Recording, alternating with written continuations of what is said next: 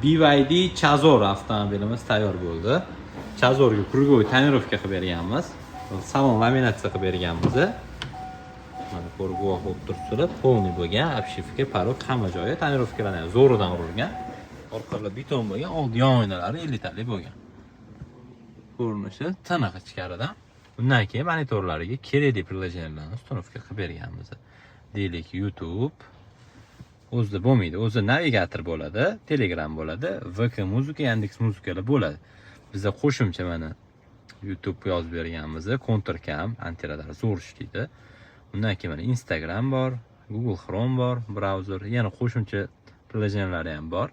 Bularni ham uстановка qilib berganmiz. Xo'p, mana shunday xizmatli qiziq bo'lsa bizga Max Tuning murojaat qilaverasizlar. Chiroyli qilib bitirib beramiz. Mana YouTube bilan ishlashni bitta ko'rsatib, videoga yakun yasasa ham bo'ladi. BYD Chazor avtomobili.